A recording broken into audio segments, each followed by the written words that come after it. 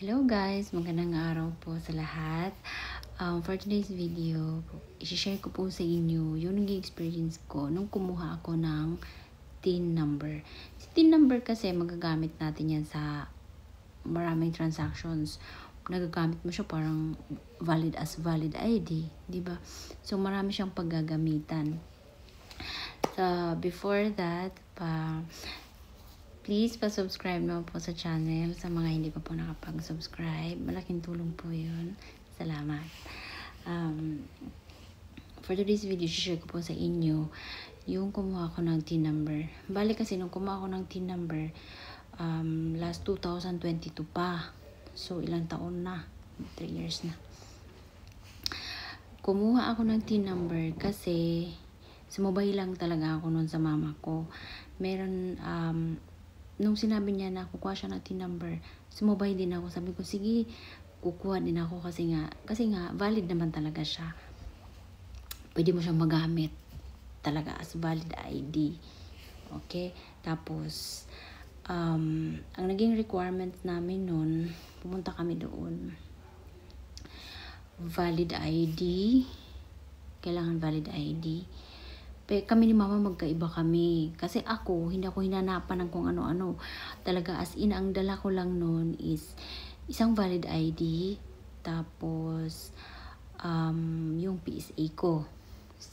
Kailangan, bago pumunta doon, nakaserox na lahat ng kakailanganin mo. Kailangan talaga nakaserox na para hindi ka na palabas-labas. Kasi hanapan ka talaga. Alam mo naman sa Pilipinas, pag kukuha ka ng valid ID, kailangan may valid ID. Charot. Diba? Kukuha ka nga ng valid ID kasi wala kang valid ID. Tapos hanapan ka ng valid ID. O kaya PSA na lang. O diba? Basta kailangan lang talaga bago pumunta doon is nakaserox na yung mga kakailanganin mo. So yun. Ngayon, pagdating doon, syempre mahabang pila. Expected mo na yan. Pag mga ganyan na mga transactions na ganyan sa gobyerno, talaga mahabang pila. Pagdating doon, bibigyan ka ng form. Fill up ka ng form, tapos tatanungin sa'yo yung valid ID mo, ganyan-ganyan. So, fill upan mo na ngayon yung form mo. Ngayon, pagdating doon, pagkatapos mo fill up ng form, tatawagin ka, ganyan-ganyan. Ang mangyayari, tatanungin ka, anong trabaho mo? Tinanong ako anong trabaho ko, kasi pumunta kami mismo sa branch. Sabi ko, wala. Pero nung time na yun, OFW na ako. Bali, umuwi lang ako nung nagbakasyon, 2022. Ngayon, sabi ko, wala. Wala po. Sabi ko, ganon. Binigyan niya ako. Walang maraming kaarte-arte. Tinignan lang yung form ko, yung valid ID, yung PSA ko. Tapos, binigyan niya ako agad. Sabi niya, ito yung inano na niya sa akin. Binigyan niya sa akin papel. Yung TIN number, kasi sabi ko lang nung TIN number. Sabi ko, ay sir, sabi ko kasi lalaki, pwede po bang pahingi po ng card? Sabi niya, ay hindi mo naman kasi sinabi. Gumanon siya, akala ko pa nga galit, diba? Sabi ko, pwede po ba sir? Sabi niya, oo naman, pwede, bibigyan kita. Gumanon siya. Actually pala, pinuntahan namin sa Ormoc. Sa Ormoc kami pumunta. So, pagkabigyan niya sa akin, agad-agad. Binigyan niya agad sa akin. Ito yung card mo. Ganyan-ganyan. At ito siya. Ito siya. Wala kasing, itong maganda sa TIN number, walang expiration. So, magagamit mo talaga siya. Ito yun siya, Yan. Yan. So, ang ginawa ko, nilagyan ko na lang siya ng picture. Yung 1 by 1 na picture, tapos pinirmahan ko, same na pirma doon sa mga ID ko para walang diba? Tapos, pinalaminate ko na siya. And until now, nasa akin na siya. Nagagamit ko na siya kahit saan. Nagagamit ko siya as valid ID talaga. Valid talaga siya. Ngayon, mas madali na.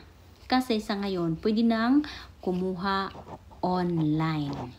Yes, pwede na kumuha online, Zay. Hindi ka na pupunta ng branch. Hindi ka na pipila doon ng bongga. Diba? Mas madali. O, di ba? Mas madali na. So, ayun na nga. Ngayon, ituturo ko rin sa inyo kung paano din kumuha online. Kasi napakadali lang. Ilang minuto lang yan. Diba? Para hindi ka napipila, mas malaking bagay siya. Hindi ka napipila ng bongga, wala ka ng mga chichibrichi, mga ganyan. Handa mo lang yung mga documents mo, yung mga kakailanganin mo. Ngayon, kung gusto mong kumuha ng online, okay.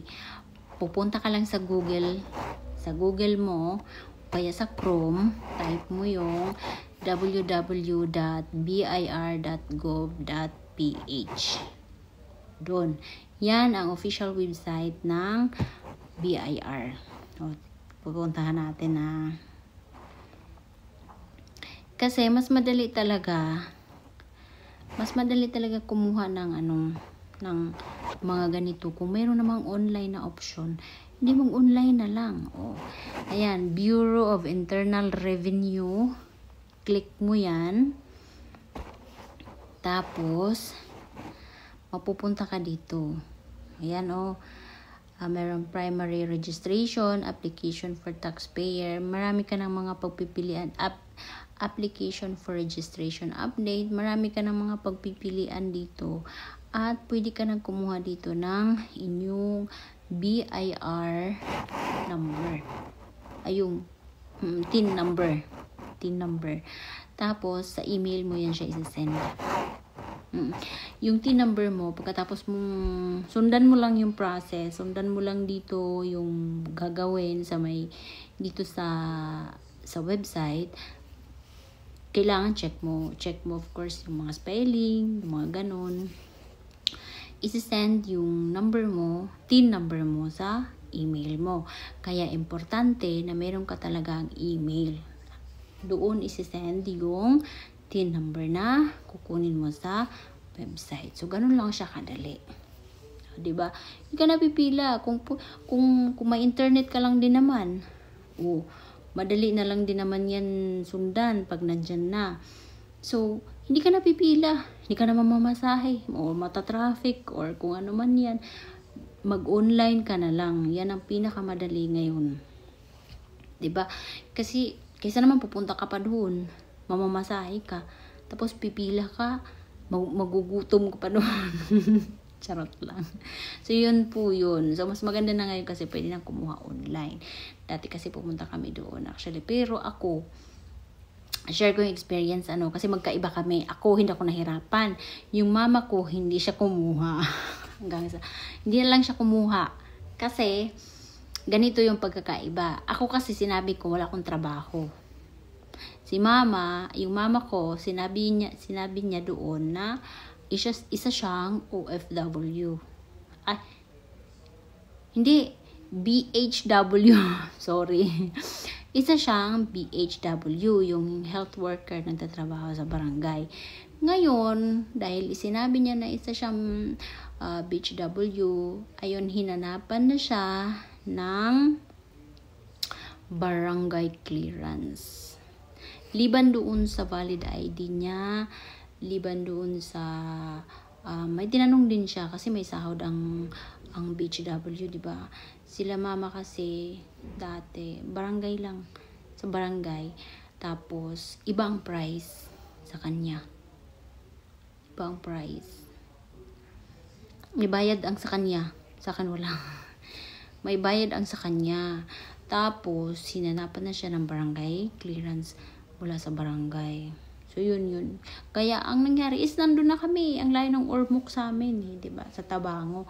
Kaya, hindi na lang siya kumuha at ako, nakakuha. Kasi, ang sinabi ko, wala akong trabaho. O, diba? Mas madali palang kumuha pag tambay. Charot. So, yun po yun. Kaya, kung pupunta kayo ng branch, kung gusto nyo lang naman is kumuha ng TIN number, gawing valid ID, sabihin mo lang ang trabaho. Ganun, para mas madali. Kasi magagamit po rin naman siya diba? And wala siyang expiration. Kaya yun lang yun. So, yun na yun, guys. Thank you for watching this video. And please, pa-share po ng video. And pa-subscribe na rin po sa channel. Maraming salamat po. Thank you.